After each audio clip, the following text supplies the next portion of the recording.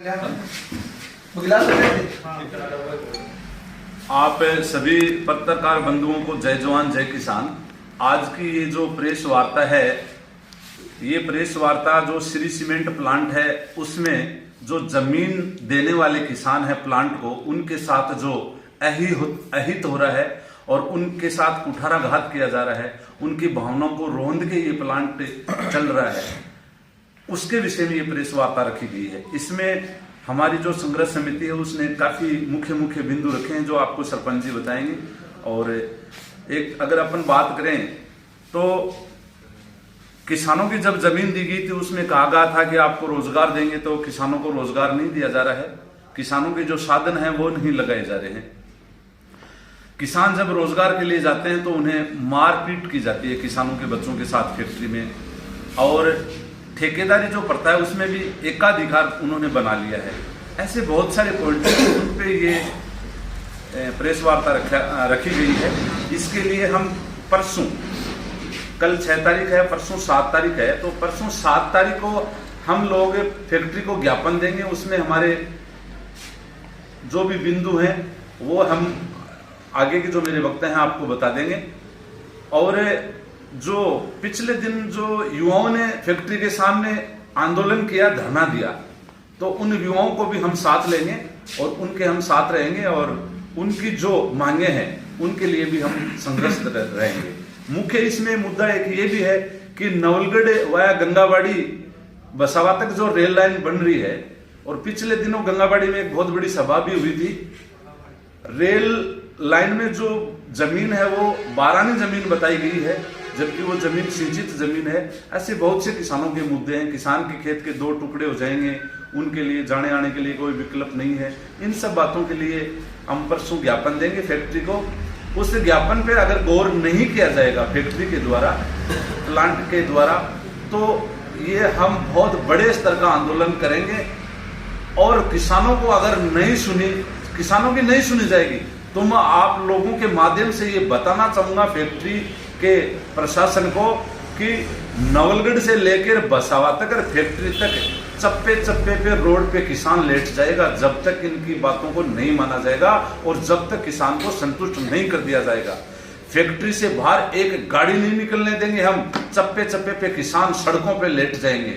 और प्लांट चलाने की बात क्या करते हैं, तुम्हें प्लांट हम नहीं चलाने देंगे जब तक किसान की भावना के साथ कुठाराघात हुआ है, जब तक इनकी जो मांगे किसानों की और स्थानीय युवाओं की नहीं मांगे मानी जाएंगी, हम इस फैक्ट्री को चलने तक नहीं देंगे। हम जब तक सांस है तब तक हम युवाओं के साथ हैं। और मैं एक निवेदन करना चाहूंगा माननीय विधायक विक्रम सिंह जाखल से कि आपको नवलगढ़ की जनता ने विधायक बनाया है, तो कृपया जो किसान हैं, स्थानीय युवक हैं, उनके साथ में जो फैक्ट्री के द्वारा अत्याचार और अन्याय किया जा रहा है उसके साथ आपको खड़ा होना चाहिए। ये आपसे मैं विधायक जी विनम्र निवेदन करता हूँ। कोई भी जो विधायक है वो किसी पार्टी का विधायक नहीं होता, वो जनता का विधायक होता है। हम किसी पार्टी विशेष विचारधारा के लोग हो सकते हैं, लेकिन हम जनता के खिलाफ नहीं हो सकते। ये जो नवलगढ़ की जनता है, ये हमारी नवलगढ़ की, हम सभी की जनता है। और जब तक हमारे में सांस है तब तक हम नवलगढ़ की जनता के और स्थानीय युवाओं के हम साथ हैं। और लगातार आने वाले 5 साल तो क्या, जिंदगी भर हम नवलगढ़ में ही हैं। और यहाँ जो अन्याय होगा, अहित होगा और युवाओं की भावनाओं पर कुठाराघात होगा, तो हम प्रथम पंक्ति में आगे मिलेंगे। जय हिंद। पहले तो मैं आपको बहुत बहुत धन्यवाद देना चाहता हूँ मीडिया बंधु को कि आप हमारी आवाज़ उठाने के लिए यहाँ पहुँचे। सबसे पहले तो मैं आपको ये बताना चाहता हूँ कि कोई ये सोचे कि नरेंद्र कड़वाल ने उस फैक्ट्री में कोई कार्य किया है। मैंने आज तक, मैं मेरी गौ माता की सुगंध आके बोलता हूँ कि मैंने आज तक फैक्ट्री में 1 पैसे का काम नहीं किया है। पहले तो आपको मैं ये सिद्ध करना चाहता हूँ कि कोई कुछ बोलेगा, कोई कुछ बोलेगा, लोगों को कमेंट्स आएंगे, इसलिए मैं पहले अवगत कर देता हूँ कि मैंने 1 पैसे का काम भी वहाँ कार्य नहीं किया है, न कोई काम किया, न कोई कंपनी से कोई चाय पिया आज तक। अब रही बात प्रभावित किसानों की, वहाँ कि जो लोग स्थानीय वहाँ के लोग हैं, उस लोगों के साथ में इतना इतना कुठाराघात किया जा रहा है जिसकी आप कल्पना भी नहीं कर सकते। आप मीडिया एक ऐसी होती है कि वो आवाज़ उठाने में बहुत ही सक्षम होती है। हम सभी किसान उस किसानों के साथ में हैं। वहाँ पे देखो, पहली तो प्राथमिकता उनको ये देनी चाहिए कि जो संसाधन लगे, किसान के पास ट्रैक्टर होता है, गाड़ियाँ होती है, बेचारे किसानों के साथ में यही होता है किसानों के पास। तो पहले तो किसानों का संसाधन लगना चाहिए था, फिर जो पढ़े लिखे जो जवान है, जो लड़के हैं, मेरे युवा साथी है, उनको योग्यता के अनुसार उसको नौकरी देनी चाहिए थी। इस लोगों ने जब तक भी यहाँ कोई भी शासन आता है तब लोगों के साथ में बातें बड़ी बड़ी करता है, उसके बाद में होता कुछ भी नहीं है, धरातल में कुछ भी नहीं होता है। तो मैं यही प्रार्थना करता हूँ सभी लोगों से कि हम सब उन किसानों के साथ में हैं। और जो लोगों को कम से कम 250-300, मैंने सुना है, मेरे पास कंफर्म रिपोर्ट तो नहीं है, पहले मैंने सुना है कि कम से कम 250 या 300 युवाओं को निकाल दिया गया वापस फैक्ट्री से। तो मैं सभी युवाओं से 7 तारीख को हम 11-11:15 बजे वहाँ सीमेंट प्लांट के वहाँ पहुँचेंगे ज्ञापन देने के लिए, हमारी पूरी संघर्ष समिति और हमारे किसान। तो सभी युवा साथी जो मेरे क्षेत्र के, नौर क्षेत्र के लोग आते हैं, सभी अपने डॉक्यूमेंट्स लेके, अपने जो जिस जैसी क्वालिफाई उनकी की है, पढ़े लिखे हैं, उस प्रकार से अपना रिज्यूम लेके साथ में आए और सभी युवा उसमें शामिल हो। आज जो कल परसों धरना दिया था उनके भी हम पक्ष में हैं कि वो भी हमारे युवा साथी हैं, हम भी उनके साथ में हैं और वो हमारे साथ में, सभी हम एक है। और जो अभी जो ये रेल लाइन जाएगी दुर्जनपुरा से लेके अपने जो सीमेंट फैक्ट्री तक, तो उसके भी हम सख्त खिलाफ हैं। जहाँ से स्टार्ट हो वहीं पहले ही हम वहाँ धरना दे देंगे, वहीं धरना दे देंगे हम पहले से ही। तो हमारी पूरी संघर्ष समिति तैयार है और किसानों का एक मापदंड, एक मुआवजा, एक सीमितता हो कि 1 करोड़ या 1.5 करोड़, कुछ वजह से वो किसान तय करे।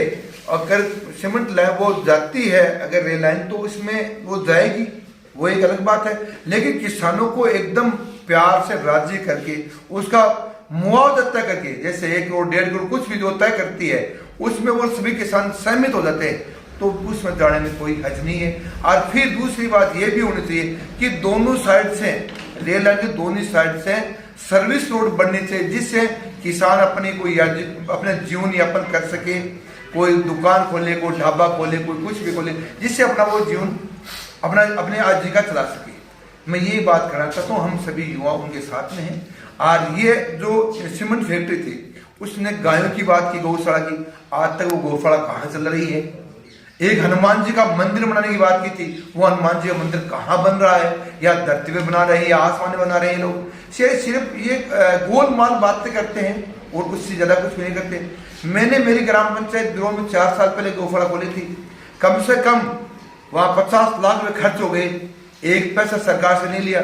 मेरी टीम और हमारे गांव के कुछ लोगों द्वारा हमने समय से आज हमारी गौशाला लगातार चल रही है, 4 साल से कंटिन्यू चल रही है। तो हम तो ये करते हैं, गौ माता की बात करते हैं, तो गौ माता की बात जो लोग करते हैं उनको मैं ये सलाह देता हूँ मेरी पर्सनल, कि गौ माता की बात सिर्फ फेसबुक व्हाट्सएप पे इस पे नहीं की जाए, धरातल पे आगे काम भी किया जाए, धरातल पे आगे काम भी करना चाहिए। मेरे घर से मैंने कम से कम 4 साल में मेरे घर से मैंने 20 से 25 लाख रुपए गौशाला पे खर्च किए। मेरे पास पैसे इतने, मैं पैसे वाला नहीं हूँ, मैं कोई करोड़पति उद्योगपति के बाप की औलाद नहीं हूँ, मैं भी किसान का पुत्र ही हूँ।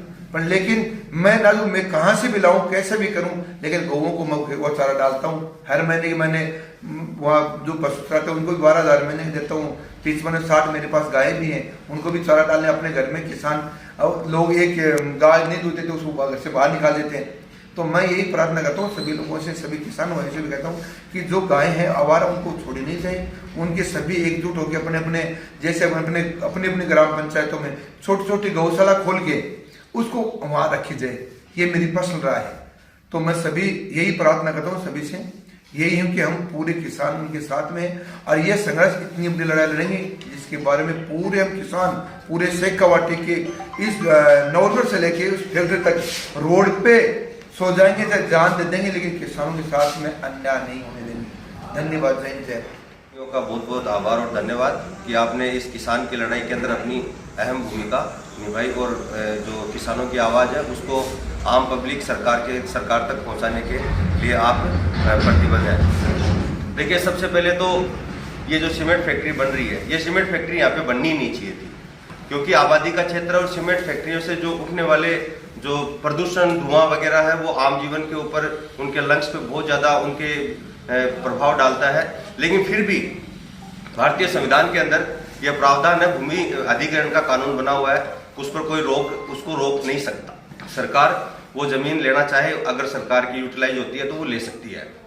उसके बाद में बात रही सीमेंट फैक्ट्रियों की, तो सीमेंट फैक्ट्री के अंदर जिन लोगों की जमीनें चाहे उसकी सहमति से ली हो, और आप सभी ने, नवलगढ़ की जनता ने देखा है कि बहुत से किसानों की जबरदस्ती भी जमीनें छीनी गई है, बहुत अत्याचार, शोषण उन लोगों पे हुआ, हमने वीडियो भी देखे। चलो फिर भी उनकी जमीनें ले ली, लेकिन जमीन लेने के बाद के अंदर ये प्रावधान है। अभी नरेंद्र जी ने कहा कि जो आम जनता उसकी सुविधाओं के लिए, तो जो लिमिटेड कंपनियां होती है उनका एक CSR फंड होता है। CSR फंड 2% का होता है, मतलब जो कंपनी की जितनी आमदनी होती है उस आमदनी का 2% उसे सोशल जो वेलफेयर है, सामाजिक जो सुविधा है उसके ऊपर खर्च करना पड़ता है। जबकि हम देख रहे हैं कि सीमेंट फैक्ट्री के अंदर आज तक 1 रुपया कोई सामाजिक जो वेलफेयर है उसके ऊपर नहीं लगा है।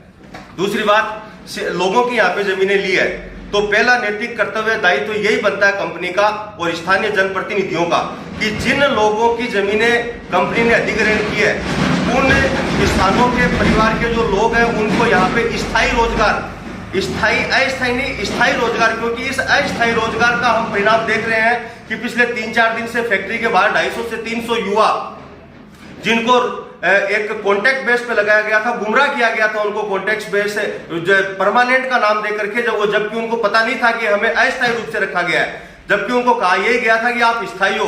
और उसके बाद में जैसे ही फैक्ट्री का काम पूरा हो गया, उनको धक्के दे करके उनको इस फैक्ट्री से बाहर निकाल दिया गया, और आज वो भटक रहा है। न तो वो कोई सरकारी नौकरी की तैयारी करने के लायक रहा, क्योंकि 3 साल से वो यहाँ काम कर रहा है, और न ही वो और कोई रोजगार ढूंढने में समर्थ रहा।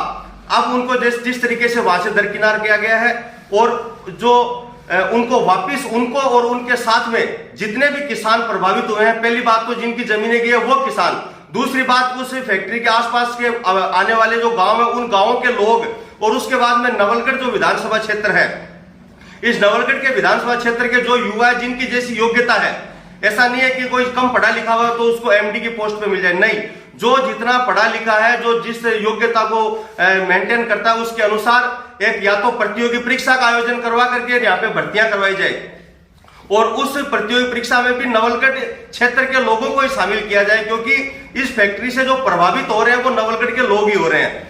उसके बाद में हम बात करें तो सीमेंट फैक्ट्रियों के अंदर जिस प्रकार से रोजगार हो गया, उसके बाद में जैसे अभी जिन किसानों की और जमीनें जो अधिग्रहण करने वाली है, उनको उनका एक उचित मुआवजा भी मिलना चाहिए, क्योंकि आज सीमेंट फैक्ट्री वहां पे लगने के बाद में जिस तरीके से कंपनी जो अपना प्रॉफिट कमाएगी, उस प्रॉफिट के हिसाब से किसानों को भी उनकी जमीनों का उतना मुआवजा उनको मिलना चाहिए।